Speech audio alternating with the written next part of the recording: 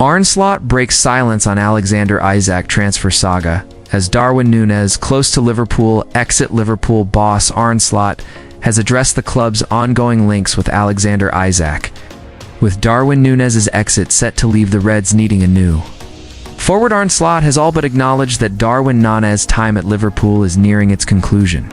Alden, though he stayed guarded when pressed on whether Alexander Isak might be the man to take his place, Nunez is expected to complete a move to Al Hilal, with plans already in place for him to join the Saudi Pro League side's training camp in Germany and undergo his medical. His absence from Liverpool's Thursday training session only fueled the expectation of his imminent departure. The chatter over a possible move for Isak has continued to swirl, particularly as the Newcastle striker has spent this week training in isolation, a move many see as his way of pushing for a switch to Merseyside. But speaking ahead of Sunday's Community Shield clash with Crystal Palace, Slot wouldn't be drawn into speculation. As you know, and I think it's the same for most managers, we don't talk about players who aren't ours, Slot said. I can talk about Hugo Ekitike, who we signed recently, and he's done really well so far. We're very happy with our squad, and we have reason to be, given that we won the league last season. Yes, some players have left, but we've also brought players in, and our young lads are stepping up. On Nana's situation, Slot added, at this point, Darwin might leave, but it's not finalized yet. We probably need to wait a few days before it's officially done, but yes, there's a real chance he's going. Liverpool have spent close to $400 million this summer, with Florian Wirtz's arrival breaking our own transfer record. And if all add-ons are triggered, we could even set a Premier League record. Even with that level of spending, Liverpool's business might not be over. The Reds are still linked with attacking and defensive reinforcements, especially with only 3 senior center backs currently available. Slot remained cautious. It's the same answer I always give when asked about potential signings. I'm very happy with the players we have, and we've got plenty who can fill those positions. For now, the focus shifts to Wembley, where the Premier League champions will meet FA Cup winners Crystal Palace for the season's first trophy. It's always good to have the chance to win something at the start of the season, Slot said. Normally, you need to go through a lot of matches before you're in a position to lift a trophy, but we're up against a strong Palace side who have always made life difficult for us. United's business versus Liverpool's spending, while Liverpool's spending has drawn headlines. Manchester United are closing in on their third major signing of the summer, Benjamin Zacco having already added Matthias Cunha and Brian Bumo. Despite the noise about Liverpool's $400 million spree, the Reds' net spend is far lower thanks to an estimated $180 million recouped from sales, including Luis Diaz, Jarell Quansah, Trent Alexander-Arnold, Coimhin Kelleher, Tyler Morton, and Nat Phillips. Nana's move to Al Hilal will further swell that total. And more exits, possibly Harvey Elliott, Ben Doak, Dea, Federico Chiesa, or Costa Simicas could follow. That smart selling is why Liverpool remain in a position to target Isak, whose fee could break the Premier League record.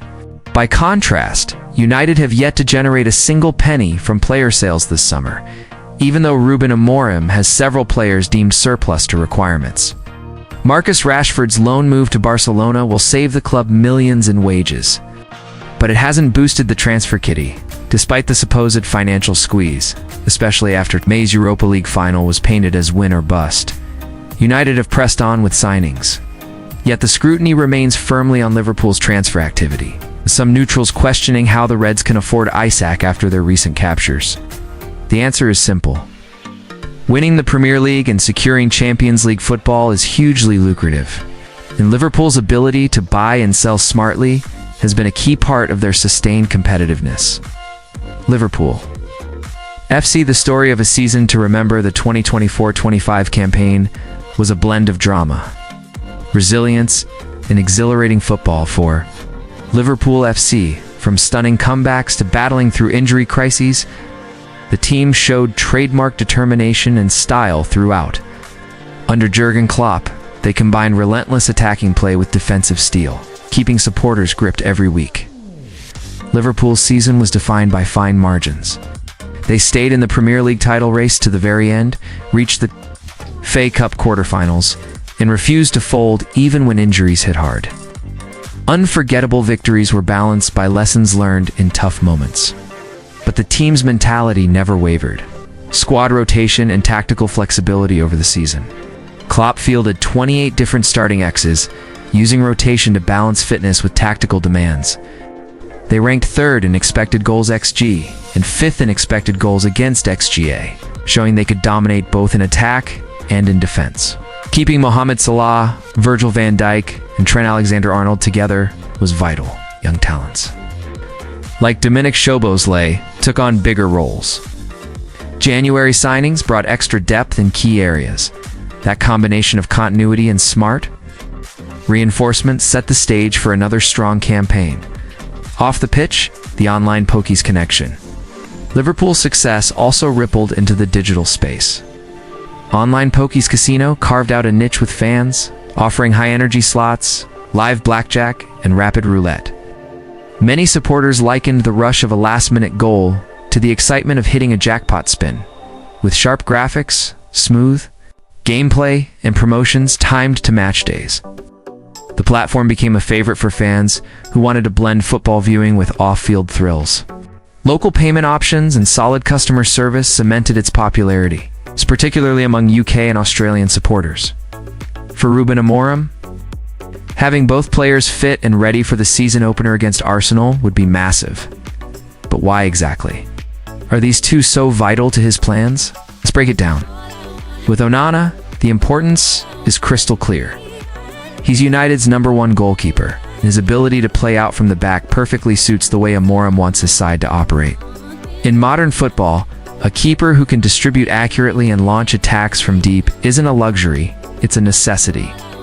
If Onana isn't available, United would have to depend on backup options, which is far from ideal for such a huge opening fixture.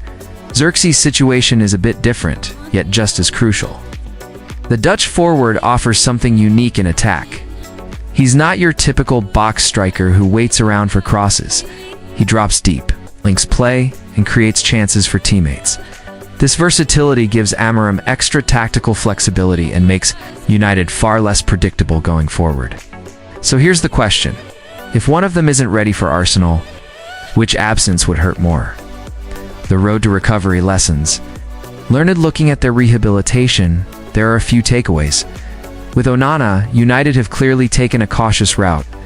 Rather than rushing him back, they've allowed his hamstring to heal fully before reintegrating him into team training.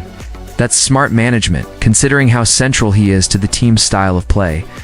Xerxes' case is more complex. He's had hamstring issues before, notably before the Europa League final, but his current problem appears unrelated.